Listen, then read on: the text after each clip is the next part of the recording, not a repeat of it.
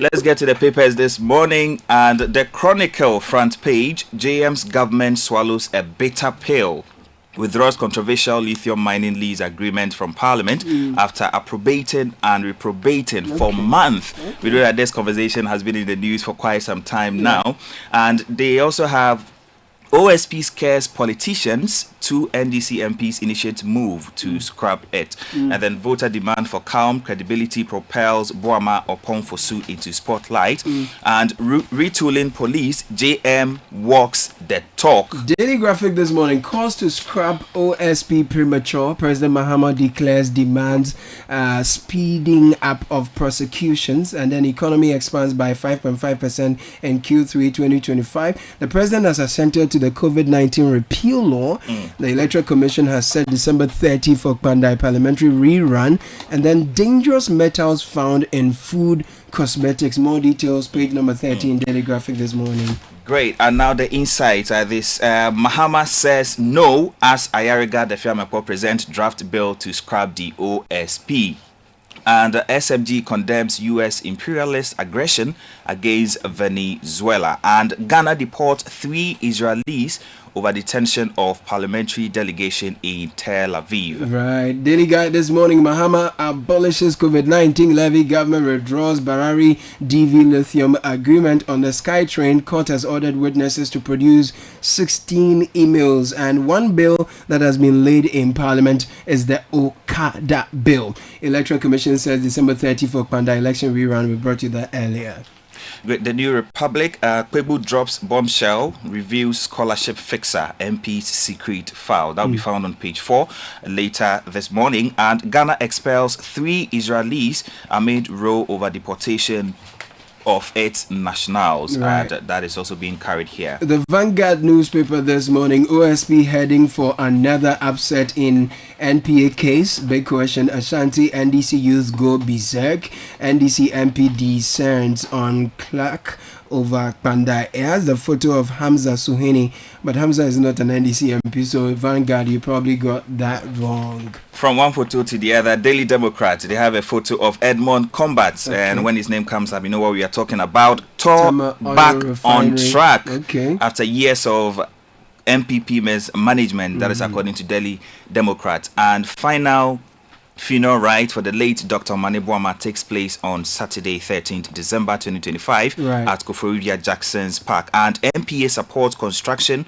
of 2-unit staff bungalow at Vakpo Senior High School. Yeah, Vakpo. And Daybreak this morning has similar stories from the SkyTrain to the scrapping of the OSP, Ghana deporting 3 Israelis in retaliatory move. The other one that's perhaps unique to the other papers is Cocoa Board, $5.8 million go waste as farmers smugglers trade. Comes with a photograph of Samuel Ofosampo for Cocoa Board chairman. If you go to ChannelOne the story says Cocoa Board to triple Ghana's cocoa revenue over so Ampofo. Still on that platform, Kofi Amoabeng pledges to shape next generation of value-driven leaders. Akwesi Kunedu says withdrawn lithium deal is one-sided. It could cost Ghana $650 million. Ghana is fortunate to have humble Mahama. This is Kofi Amoabeng speaking. In Qatar, we are told frequent power cuts damage appliances, hurt local economy. So Qatar is battling frequent power crisis. We're drawing our attention of the authorities there. Can Ashigbe confiscate lands used for Galamsey? This is Engineer Ken Ashigbe calling for the confiscation of lands used for Galamsey. Ayariga Dapamakpo table OSP repeal bill in Parliament. We'll bring you details of that shortly. And unregulated innovation poses danger to Ghana. This is Isaac Osei. Sophia Akufu, former CJ, says Ghana's core values have eroded. If I take you to still here, Daddy Lumber's funeral still December 13. And this is the family head.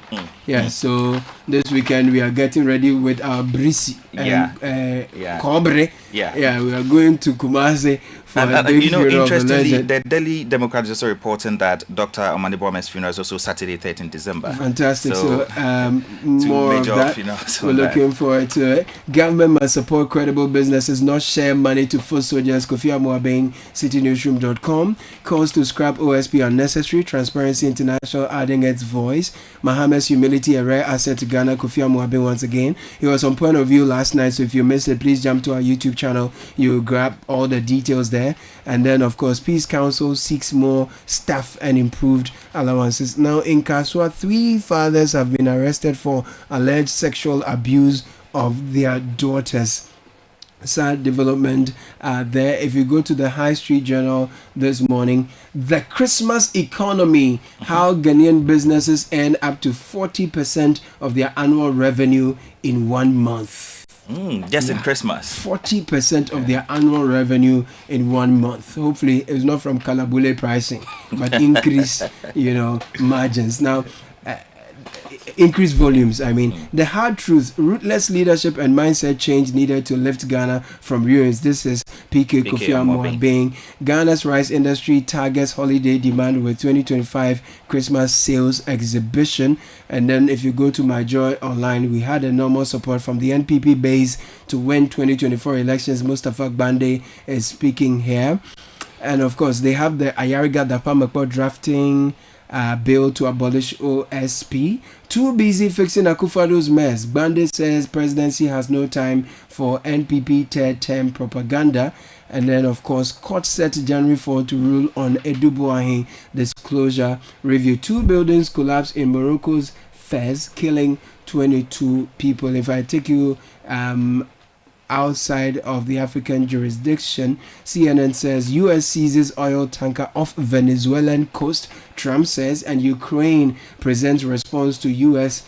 peace plan as Trump says European leaders want meeting. Let's get into the details. Let's get into the details, and I would want to start from the Chronicle, page 5, story by John Bediako, saying that retooling police, JM walks the talk. President John Dramani Mahama has walked the talk when on Thursday, December 4, 2025, he delivered 40 special purpose combative armored vehicles to the Ghana Police Service at a ceremony in Accra.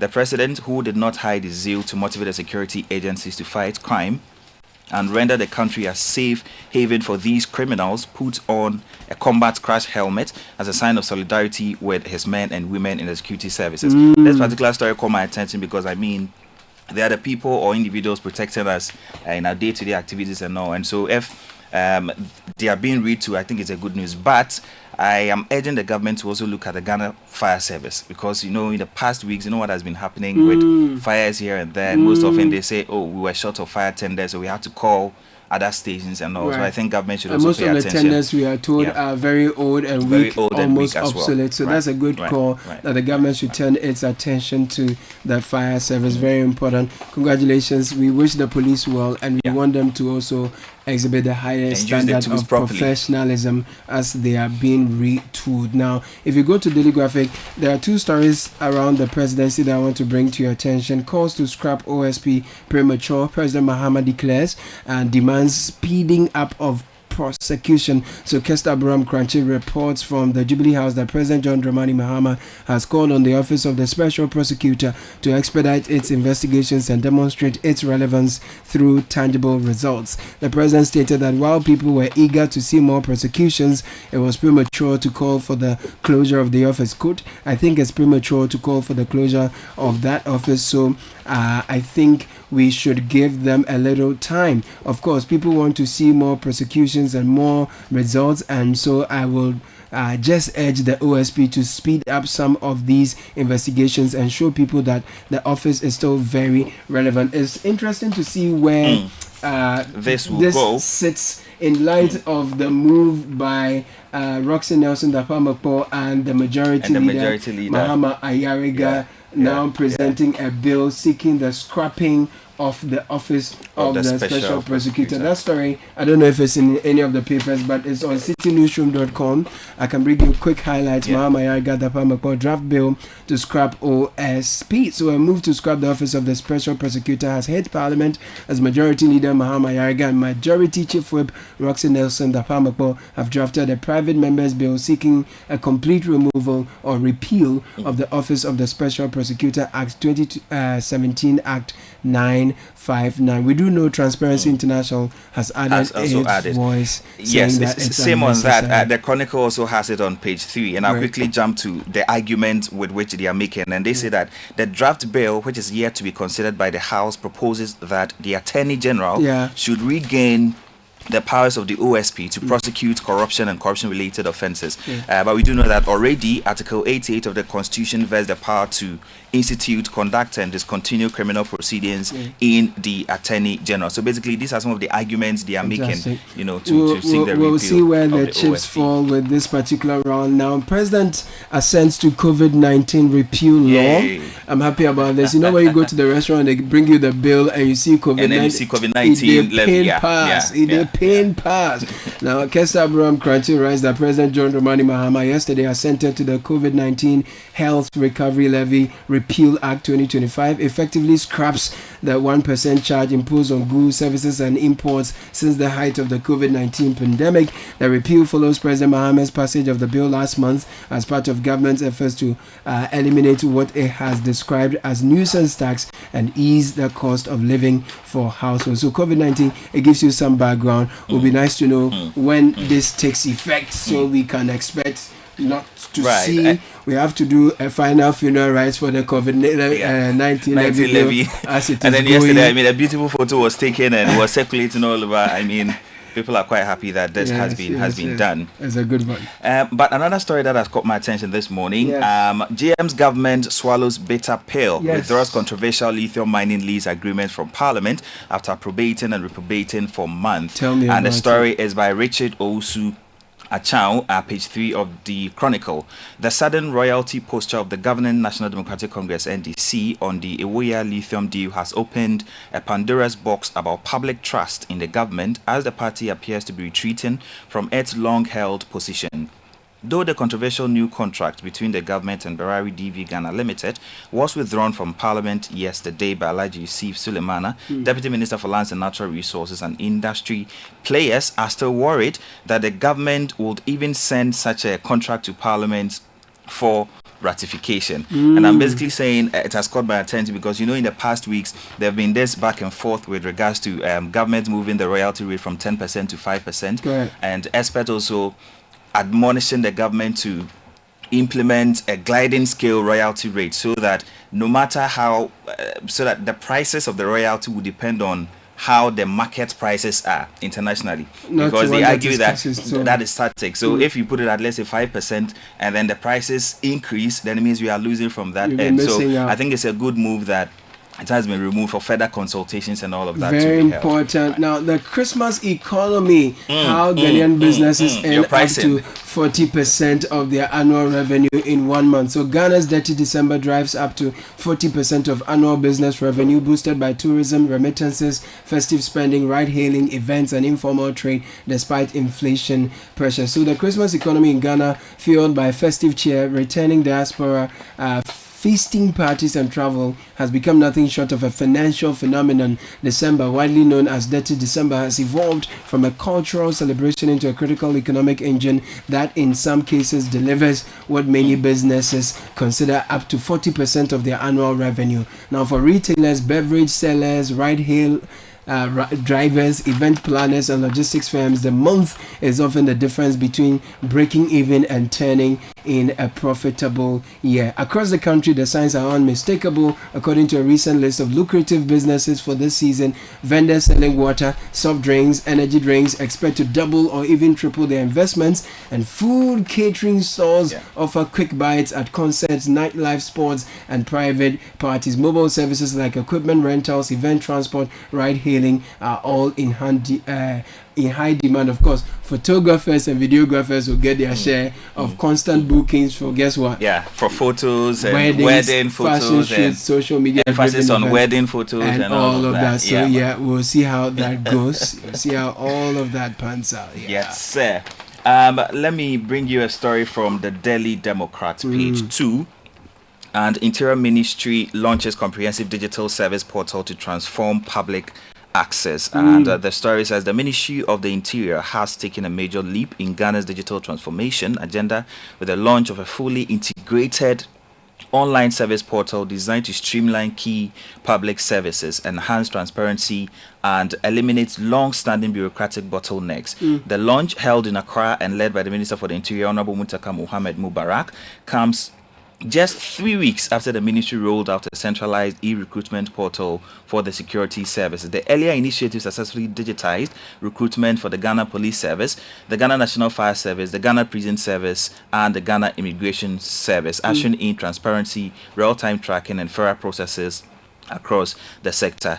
And basically these moves are good because of what we've seen in recent weeks with regards to this whole recruitment, that led to loss of lives and made their souls rest in peace. And so all of these actions, I believe, will go a long way to avoid such occurrences. We're looking forward to it. Now in Kaswa, 3 fathers have been arrested for alleged sexual abuse of their daughters. Now 3 parents in Kaswa have been arrested for allegedly sexually abusing their own children following a complaint from the Ewutu Senya East Municipal Education Directorate to the Ghana Police Service. Now, officials from the directorate said the affected girls reported abuse to the Girl, Child and Guidance and Counseling Coordinators, highlighting a growing trend of child abuse in the municipality. Now, police acted quickly, arrested all three fathers who are now cooperating with ongoing investigations. The Municipal Education Directorate expressed concern that violations of children's rights remain common in the area and called for support or stronger coordination among stakeholders to protect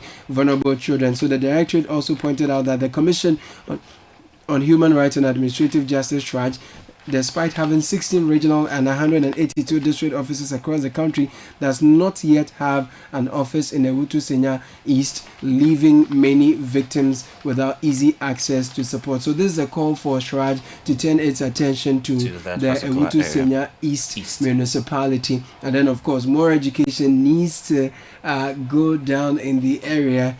This is a very troubling development, honestly, very troubling. And I think that the authorities should turn their attention to it. Right, and basically with the education part you mentioned, I think it's important because sometimes most of these people are scared to even report some of these cases, and so once the education goes in and an office is set up, to be so much easier for them to know report the remedies these that cases. are available to them. That's really troubling. Yeah. Let me take you to the insights. Page 2. Ghana deports 3 Israelis over detention of parliamentary delegation in Tel Aviv. I think it was a headline story. And the government of Ghana has deported 3 Israeli nationals in response to the ill treatment and unjustified deportation of 3 Ghanaian citizens by Israeli authorities. The action was taken after the Israeli ambassador to Ghana was unavailable, and the charge d'affaires and interim of the Israeli embassy was summoned to the Ministry of Foreign Affairs. Both countries have since agreed to work toward an amicable resolution of the issue. Very well. If you go to Keta, we are told frequent power cuts damage appliances, hurt local economy. William Na writes on ChannelOneNewsOnline.com, residents of the Keta municipality of the Volta region have expressed distress over frequent and prolonged electricity outages which have disrupted daily life and caused significant inconvenience. The situation has worsened in recent weeks, with some areas experiencing power cuts of 4 to 5 hours per day, affecting businesses, schools and households. Many residents say the outages are impacting their daily lives. Edwin Koblado, who is a pupil teacher in Keta, described the situation as frustrating, noting that it has become difficult to charge phones or carry out work efficiently while electricity goes off for hours at a time. So ECG, please pay attention to the people of Keta. They are complaining about hours of power outages and its impact on their lives. Their lives and businesses as Very well. Important. Yes, I did mention a story about Tor, yes. and that story has been captured in the Delhi Democrat, page 5.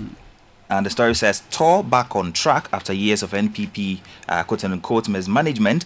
Managing Director of the Tama Oil Refinery, Edmund Combat, Esquire, has revealed that the refinery inherited an overwhelming financial crisis created during the Akufo-Addo-led New Patriotic Party administration. Yet, despite the dire situation, significant progress has been made to revive the state asset. Speaking at a capacity building workshop in Tema on the theme, leveraging social media and AI for accurate and effective energy reporting, trends, tools, and best practices, Combat detailed the scale of damage Tor suffered over the past 8 years. He, however, noted that when he assumed office in 2025, the refinery's debt had ballooned to a staggering $517 million, a sharp rise from the cleared debt toll enjoyed as of 2017. And according to him, the refinery was left in a state of decay, but currently measures are being put in place to bring it back on track. Okay, we're looking forward to the results of all this.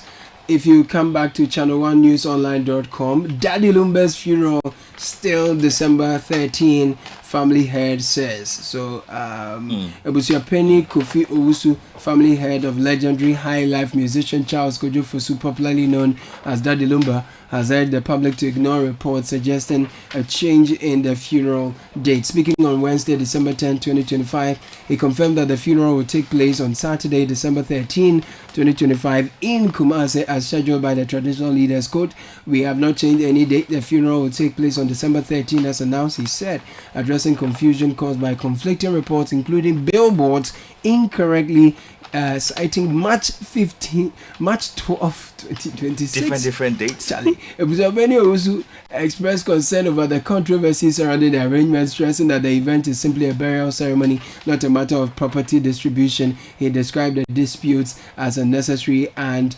overwhelming. Meanwhile, the Fantasy Club of Daddy Lumba, a pro-fan group, has reaffirmed its commitment to supporting the funeral arrangements. According to the group's PRO, Yawapia, their support remains unwavering despite the controversies. Let's just give the legend a befitting final rest. Right, and from one funeral to the other, it has also been captured here that final funeral rite for the late Dr. Manibwama takes place on Saturday, 13th December 2025 at Koforidua Jackson's Park. Yeah, we're looking forward to that as well. Now, Christmas, I don't know about your childhood, but Christmas was the time we ate rice the most. And chicken the most. And you had, fizzy drinks too. Yeah, like yeah. you have a full bottle to yourself. During the year, you have to share with someone, but during Christmas, you have. Now, Ghana's rice industry is targeting holiday demand with 2025 Christmas sales exhibition. So Ghana's Christmas rice exhibition promotes locally grown rice,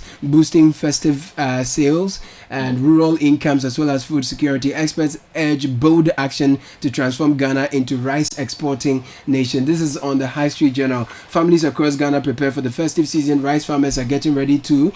This year, the Chamber of Agribusiness wants Christmas meals to feature proudly grown Ghana rice, which is fresh, nutritious, and produced by local hands. To make this a reality, the Chamber has announced the Ghana Rice Christmas Sales Exhibition scheduled from December 17 to 27 at the University of Ghana, Legon. So if you say you're not finding local rice, you know where it will be in abundance. We have done the Agri Fair. Agri Fair. And then from the 17th to 27th at the University of Ghana, the Chamber is pushing the Ghana Rice Christmas Sales Exhibition. So go buy Ghana rice. Let's make this Christmas Ghanaian. Indeed, Ghanaian. Thank you, Major Caleb. Yeah, man.